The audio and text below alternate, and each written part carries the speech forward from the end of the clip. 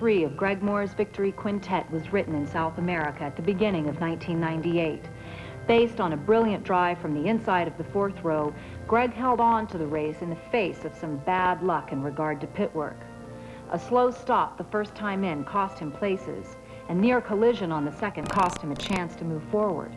Brilliant work from his team on the third stop moved Greg from 5th to 2nd in position to challenge Alex Zanardi.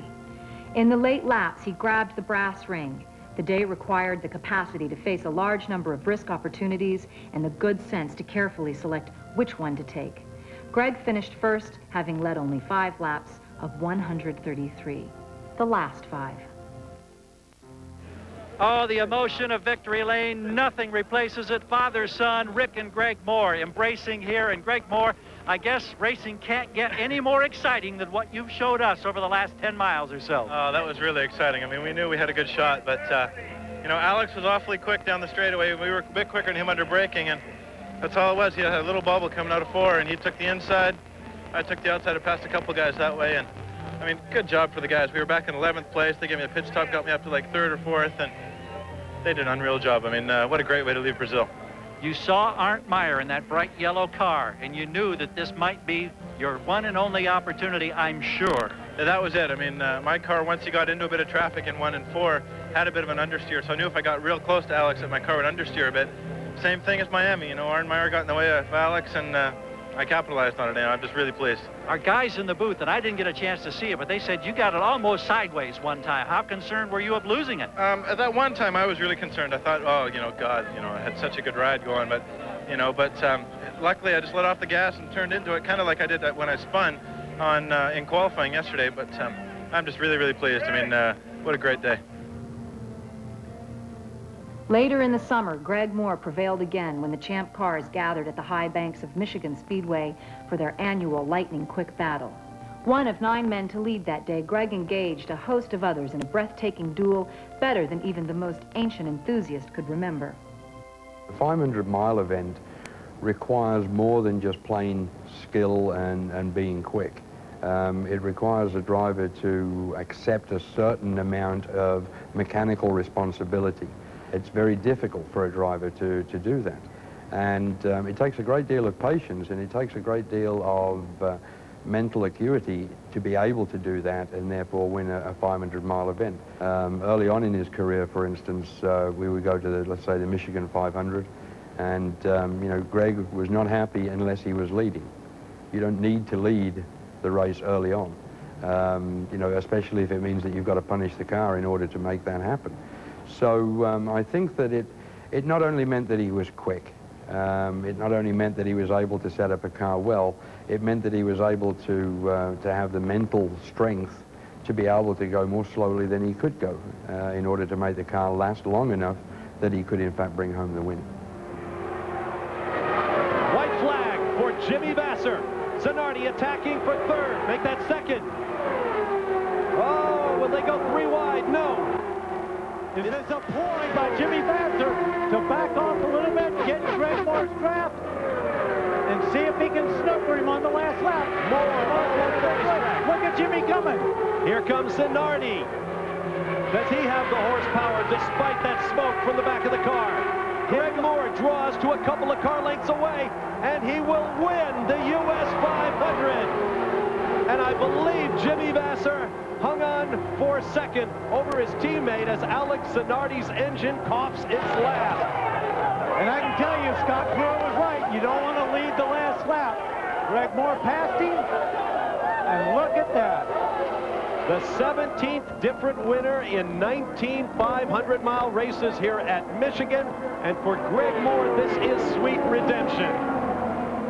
And remember, guys, he had to do it with a totally burnt-out clutch. He had more than his share of problems. Greg Moore, now he lifts the visor, and he'll be able to see emotion at its finest. A picture is worth 10,000 words. This is an entire novel in Victory Lane right now.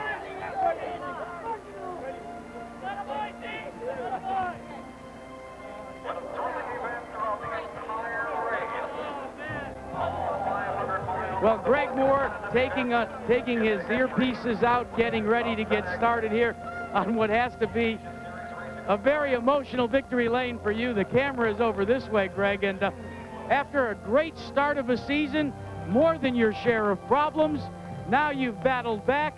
Jerry Forsythe and company, they're going to congratulate you now, but I want to talk about those last couple of laps. That was intense. Wow. That's what all I can say, thanks. Oh, just the players, guys, gave me great pit stops all day. I mean, we stalled the car twice in the pits. We had a bit of a mechanical or electronic problem there, but we bounced back from it. We knew we had a good car. It was just a question there right at the end. You know, both the Ganassi cars were awfully fast, but we just managed to get them on that last lap going into one. You know, everybody says, and you've heard it, I know many times, that patience is so important with a 500-mile race. How much patience did you have to practice today? None. It was flat out from the beginning to the end. I mean, you know, we knew that the Mercedes would be, you know, reliable enough. It's just a question of, could we get the brakes? And we got the brakes today, and I'm just so pleased for all these guys.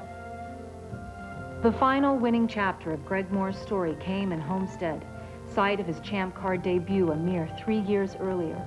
The day was nearly perfect. Greg Moore now using every inch of this race course to keep speed and momentum up with 2 laps to go. He is the leader, followed by Michael Andretti, the winner of the past 2 races here at Homestead. And as he comes off the corner, Michael closes. Still, it's going to be a very dicey last lap. I don't think he can do it. 1.9 seconds was the interval across the line as the white flag comes out. There's Michael Andretti in pursuit now. But remember, if the engine would falter at this moment, things could change. Oh, what a great gamble they've taken, and it looks like, in fact, it may pay off. Greg Moore up off of turn 3, now off of 4. Looking at the checkered flag. The gamble pays off. Greg Moore takes his 5th career win, his 4th on an oval. Greg, this is one of those ideal ways to start the season. I don't imagine you could be happier, but what we're wondering, how much of a gamble was it in terms of the fuel in the last few laps? Were you nervous? I was running the leanest that I could for a while, and then they kept telling me to bring it off, bring it off, bring it off. And, you know, my guys, the whole players team, I mean, Alex deserves a big pat in the head for this, and he's our fuel guy. And, I mean, what an awesome job, I mean, for everybody here. Just first race of the year, you know, this place, almost like it owed us something, and we finally got it. I mean, it's a good job for everybody. Have you been feeling any kind of pressure because so many people have said you and your team are top championship caliber material for 1999? Well, I think this just shows that we're going to be good on the ovals. It's just a question now what happens on the street and the road circuits. But I firmly expect once we get to Long Beach, we'll surprise a lot of people. But, I mean, what a perfect day. I mean, I was a little worried there because Dario was running so strong, but then he came in. He wouldn't gamble on that fuel, and I had confidence in my guys. It's just a great day for everyone here at the players team.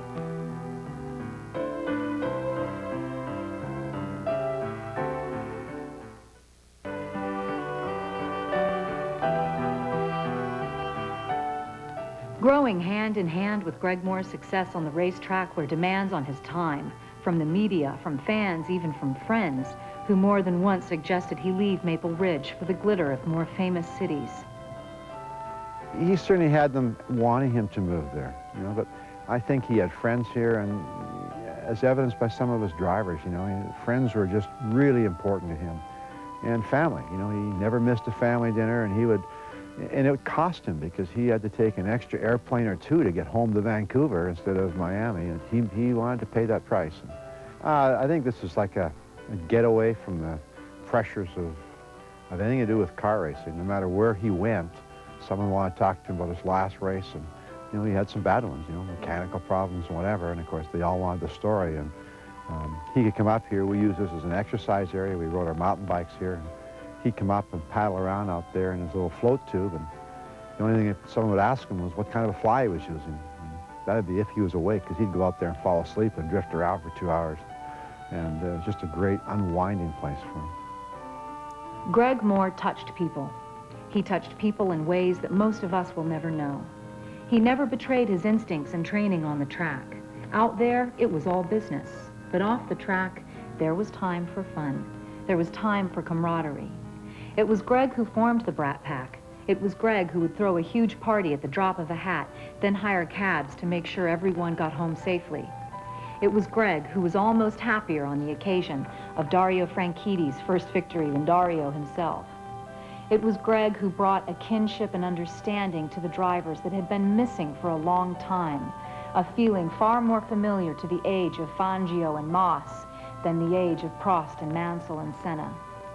Those that let it touch them, those that let him touch them, will never forget. Yeah. Isn't it brilliant?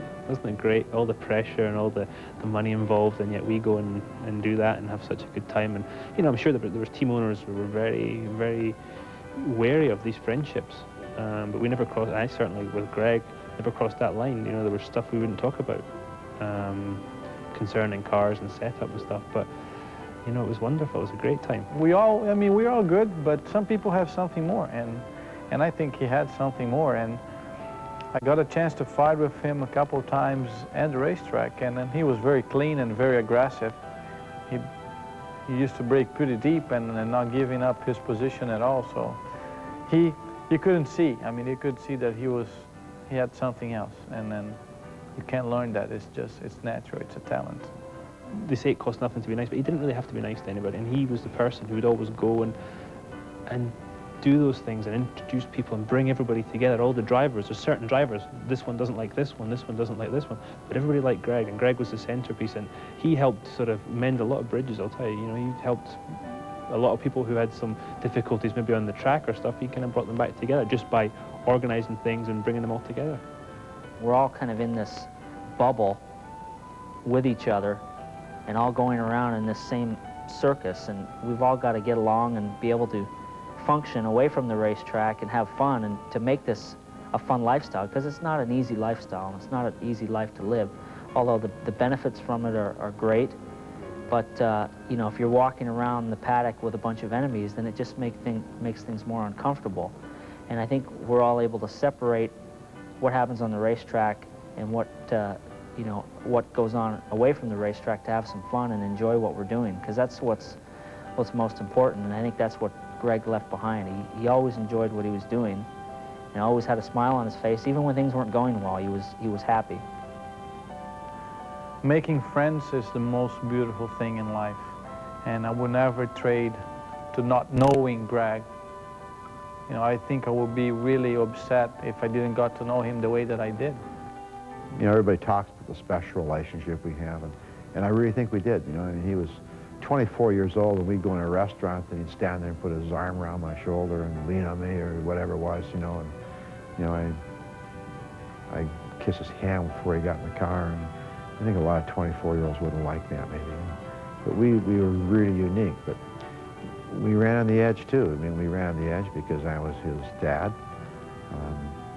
which is tough enough to be a teenager's or a young man's dad, particularly when the kid's potentially going to be earning more money than you ever could thought of doing. I was his manager, so I looked after his financial thing, which was never a problem. And on a couple times, I said, maybe someone else, we should get somebody else to do it. And he said, Dad, with you doing it, I never have to worry about my money. I guess I was a bit of a coach on the track, and I was probably his biggest fan. Since I was 10 years old, I'd watch Ayrton Senna, Rick Mears, Alan Jr., Michael, Mario, and you'd watch these guys, and that's what I wanted to do. I mean, I wanted to do that one day. Honestly, deep down inside, I wanted to, but I didn't think there was ever a chance I would. You know, a kid growing up in Coquitlam and Maple Ridge, there's no way that you can, you know, 99.999% of the people won't be able to do it. But with the faith that my dad had in me and other people along the way.